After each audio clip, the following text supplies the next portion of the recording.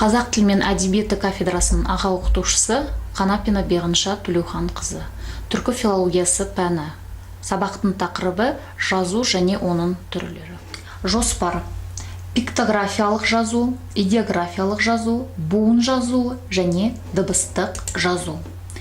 Жазу адамның ой пікірін басқа адамға хабарлап, айтқысы келген сөзін, мағлұматын таңбалар арқылы жеткізуді қамтамасыз ететін белгілер жүйесі. Оның алғашқы нұсқалары өте ерте заманда жасалды. Жазу қатынас құралы ретінде пайдаланылған суреттер мен шартты белгілерден кейін пайда болған. Өз ойын басқаға жеткізу үшін адамдар әуелде заттың өзін пайдаланды. Мысалы, кеткен бағытын көрсету үшін жолға бұтақ тастаған.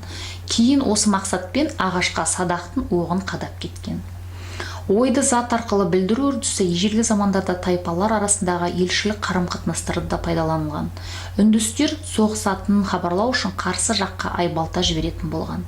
Елші оны әкеліп жерге қояды. Егер жау жақ оны көтерсе, соғысуды мақұлдағаны. Кейін мұндай рәміздік зат орнына таңбалар, безерілген бұйымдар қолданылған. Осылайша алғашқы жазу пайда болған. Адамдар алғашқы жазу құралы ретінде саз балшықтан жасалған тақтаны, ағаштың қабығын, тағы басқаларды пайдаланған. Жазу жүйесі таңбалардың жиынтығынан құралған. Ол таңбалар тұтас хабарды, не сөзді, не буынды, не дыбысты белгілейді. Әр таңбаның графикалық формасы, белгілер мен мағынасы болады. Адамзат тарихындағы жазу 4 түрге бөлінді: пиктографиялық, идеографиялық, буын жазуы және дыбыстық жазу. Пиктографиялық жазу жазудың ең көне түрі. Зерттеушілер жазудың бұл түрі неолит дәуірінде пайда болған деп есептейді. Бұнда хабарлануға тиісті оқиғаға қатысты заттардың суреті салынады. Пиктограммалық жазу суреттерге негізделген жазу, сондықтан оны кейде суретті жазу деп те атайды. Пиктографиялық жазудың ескерткіштері әртүрлі суреттердің жиынтығынан құралған. Бұл жазудың ерекшелігі, ол әртүрлі суреттерден құралады. Ол әр сурет бүтіндей бір хабар бере алады. Бұл хабар графикалық жағынан жеке бөлшек сөзге бөлінбейді. Осыған орай пиктограммалар тілдік форманы емес, оның мазмұнын бейнелейді. Бұл жазуды әртүрлі тілде сөйлейтін адамдар түсіне алады. Себебі бұл тіл басқа тілдерден гөрі полисинкретикалық, тілге бір табан жанасымды. Пиктограммалық жазудың таңбалары петроглифтер немесе пиктограммалар деп аталады. Идеографиялық жазу. Идеографиялық жазу жекеленген сөздерді, морфемаларды сурет немесе шартты таңбалар арқылы белгілейді. Онда әр сөздің тұрақты графиялық таңбасы, әр таңбаның меншікті мағынасы болады. Идеографиялық жазудың мысалдары: иероглиф жазу, цифр, сан. Идеографиялық жазудың таңбалары қазіргі дыбыстық жазуда қолданылады. Мысалы, цифрлар математикалық, химиялық, тағы басқа ғылыми техникалық шартты таңбалар.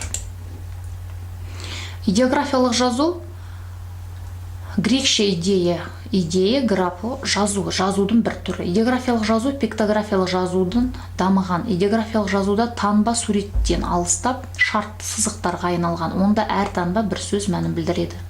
Идеографиялық жазу таңбалары идеограмма деп аталады. Идеограммалар заттың суреті болғандықтан алғаш оның мағынасы суреттегі заттың атымен сәйкес келетін болған.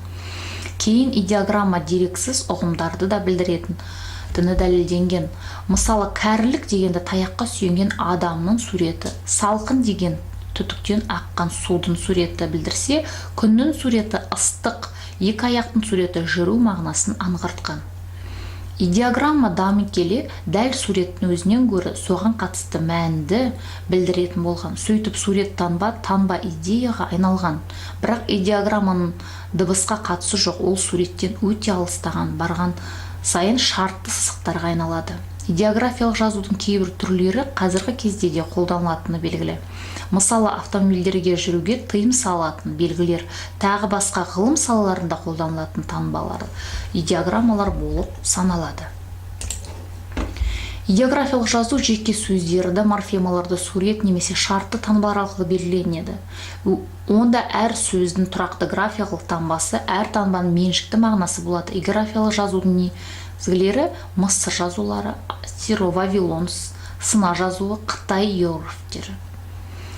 Идеографиялық жазудың таңбалары қазіргі дыбыстық жазуда қолданылады. Мысалы, цифрлар, математикалық, химиялық, тағы басқа ғылыми техникалық шартты таңбалар. Буын жазуы. Жазудың бір түрі. Буын жазуында танба буынды белгілейді, яғни сөз құрамындағы әрбір буын графикалық танбалармен беріледі. Бұған жапон үнді жазулары жатады. Буын танбалар әуелде бір буынды сөздерді белгілеген идеограммалардан жасалған.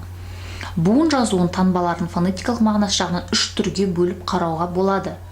Біріншісі дыбыстық корей жазуы. Жазудың бұл жүйелерінде танбалар кез келген буынды буыны мұна белгілеген болған.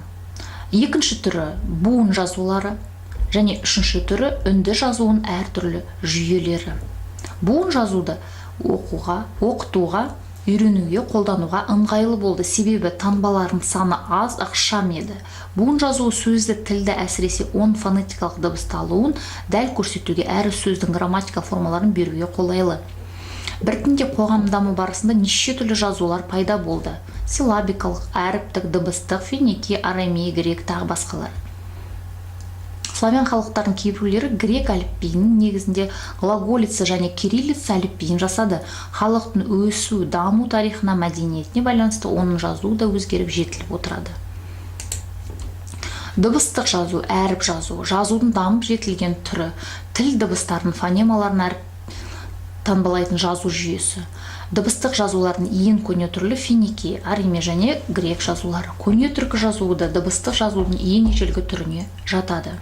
Қазақ халқының жазу тарихы көне түркі жазуынан басталған. Түркі жазуында дауысты, дауыссыз дыбыстардың әріп болған, кейбір әріптер екі дауыссыз дыбысты белгілеген.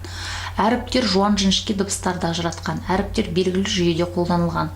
Түркі халықтар, оның ішінде қазақ халқы, кейін мұсылман дінінің таралуымен бірге келген араб әліпбиін ұзақ уақыт қолданды. 1926 жылы Ахмет Байтұрсынұлы араб әліпбиін қазақтың ерекшеліктеріне сәйкес жеңілдетіп, төте жазу әліпбиін жасады.